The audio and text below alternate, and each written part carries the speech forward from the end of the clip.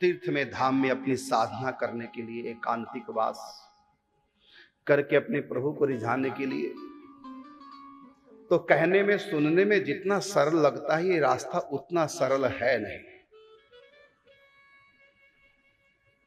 हाँ, यदि लगन लग जाए तो फिर तो कितने भी बड़े बड़े संकट आए, अभाव आए, अभाव को साधक अभाव नहीं मानता, संकट को संकट नहीं मानता, प्रतिकूल परिस्थितियों को कभी प्रतिकूल नहीं मानता। जिसको लगन लग चुकी है और जो साधना का रहस्य समझ गया है, वो इन समस्त प्रतिकूल स्थितियों को अपनी साधना का एक वेरी वेरी इंपॉर्टेंट अंग मानता है और इससे उसमें मजबूती आती है और वो साधक आगे बढ़ता ही चला जाता। दुखों को कभी साधक दुख नहीं मानता, प्रतिकूल परिस्थितियों को कभी भी कोई भी साधक प्रतिकूल नहीं मानता, बल्कि उनको अपनी साधना के अनुकूल ही मानता है।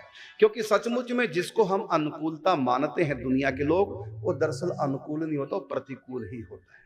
और जिसको हम प्रतिकूल मानते हैं, दरअसल वो प्रतिकूल नहीं अनुकूल ही होता है।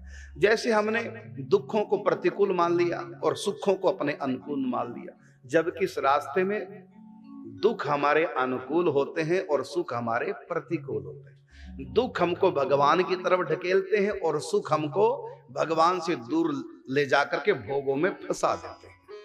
सुख हमको भगवान से दूर करते हैं और दुख हमको भगवान के पास ले जाते हैं। सच बात ही, इसलिए गीता के प्रथम अध्याय का नाम है अर्जुन विषाद योगो नामा प्रथमो अध्याय।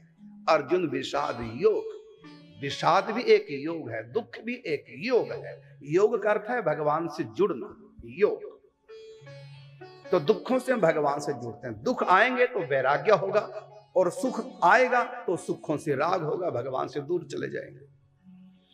संतों को यदि दुख है तो एक ही है कि अब तक भगवान क्यों नहीं मिले, यही दुख है। इसके सिवा और कोई दुख संत के जीवन में होता नहीं। चाहे उसके शरीर के टुकड़े टुकड़े हो जाए, पीने को पानी ना मिले, खाने को भोजन न मिले, वो तड़प तड़प के श्री कृष्ण विरह में मरना स्वीकार करते, लेकिन कृष्ण से दूर रह करके जीना उनको स्वीकार नहीं।